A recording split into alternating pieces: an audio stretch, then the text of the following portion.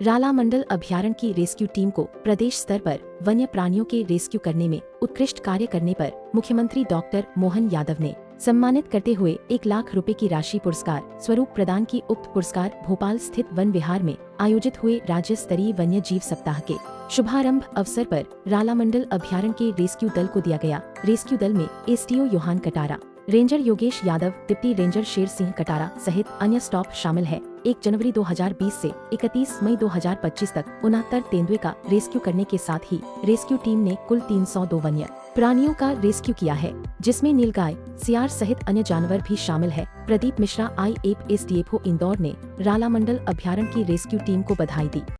थोड़ा आपको पृष्ठभूमि बताऊं कि मानव वन्य प्राणी द्वंद्व की क्या स्थिति है। जैसा कि आपको ज्ञात है कि हमारे ऑल इंडिया टाइगर एस्टिमेशन के आंकड़ों को देखा जाए तो लगातार मध्य प्रदेश टाइगर स्टेट रहा है पिछले 3 बार से।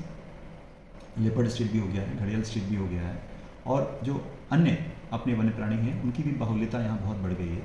और जो रहवास है, लगातार डेवलपमेंट एक्टिविटीज़ भी हैं, वन क्षेत्र का भी हम लोग विकास कर रहे हैं, लेकिन कुछ हमारे डेवलपमेंट एक्टिविटीज़ भी चलती रहती हैं, तो कहीं ना कहीं फ्रेगमेंटेशन ऑफ हैबिटेट हो रहा है। तो वन्य प्राणी के बढ़ने से और जो सोसाइटी में भी जो कानून नियम है, लोगों में अवेयरनेस बहुत ज़्यादा है, तो शिकार की घटनाओं में भी काफ़ी कमी आ गई है। तो इसका सीधा प्रभाव पड़ रहा है कि वन्य प्राणियों की संख्या में निरंतर बढ़ोतरी हो रही है, आप नोटिस करेंगे। ऐसी परिस्थिति में निश्चित रूप से उनके रहवास की ज़्यादा आवश्यकता है।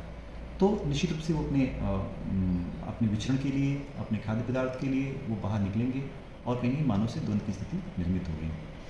जब ऐसी स्थिति निर्मित होती है, वन्य प्राणी कहीं स्टक हो जाता है और उसको वहाँ से रेस्क्यू करके हटाना पड़ता है, जैसे कुएं में गिर जाता है या रहवासी क्षेत्र में, शहरी क्षेत्र में जाता है, ये बड़ी विकट स्थिति हो जाती है।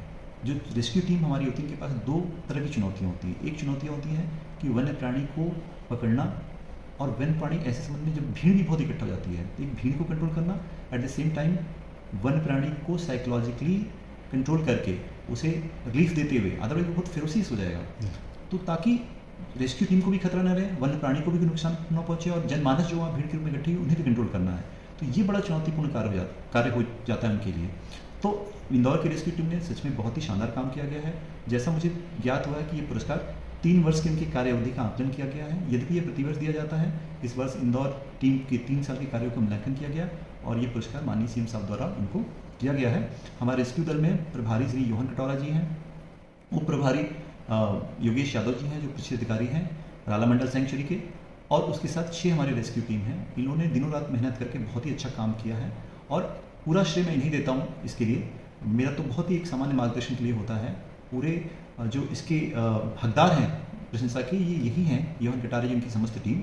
और इन्होंने बहुत ही विपरीत परिस्थितियों में, हालांकि मैं अभी के कुछ आंकड़े देना चाहूँगा जो कि इस पुरस्कार के मूल्यांकन से नहीं जुड़े हुए हैं। इस वर्ष अभी तक जो आंकड़ा है, 17 तेंदुए का रेस्क्यू अभी तक उन्होंने कर दिया है।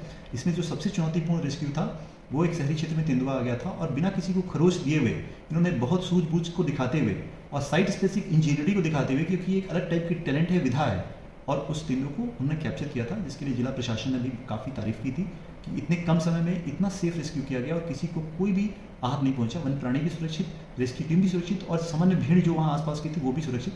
तो लोगों का कॉन्फिडेंस भी हम लोग जीत पाए।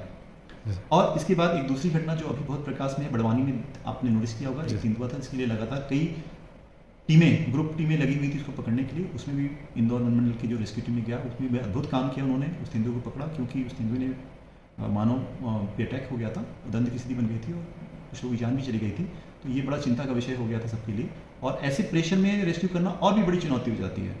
तो ऐसे समय इन्होंने बहुत अच्छा काम किया, और ये लगातार मेहनत करते रहने से, कठिन परिश्रम करने से, और विभिन्न परिस्थितियों में अपने को अप्लाई करके जो उन्होंने ये विधा की है, विभाग के लिए बड़ा धरोहर के रूप में है। और हम लोग चाहेंगे, अभी मुख्यालय से निर्देश भी प्राप्त हुए हैं कि इस रेस्क्यू टीम के अलावा भी वन मंडल स्तर से भी एक रेस्क्यू टीम का गठन किया जाए, जो शहरी क्षेत्रों में जो उतने कॉम्प्लिकेटेड रेस्क्यू ना हो उसके लिए उनको तैयार किया जाए, उनको नेसेसरी किट दिया जाए। तो ये भी बहुत अच्छी पहल है मध्य प्रदेश वन विभाग की, और एज ए DFO मैं भी इसको फॉलो कर रहा हूँ, अपनी टीम गठित कर रहा हूँ, उन्हें ट्रेन कर रहा हूँ। मैं चाहूँगा कि ये जो आगामी बहुत बड़ी चुनौती समाज के सामने मानव वन्य प्राणी द्वंद्व के रूप में उभर रही है, इसको कैसे हम लोग टैकल कर पाएंगे और अपने समाज का कॉन्फिडेंस जीत पाएंगे, और वन विभाग की छवि को हम लोग बहुत ही बेहतर रखेंगे समाज के सामने, और उन्हें बताएंगे कि हम लोग समाज में एक बहुत महत्वपूर्ण भूमिका निभाते हैं।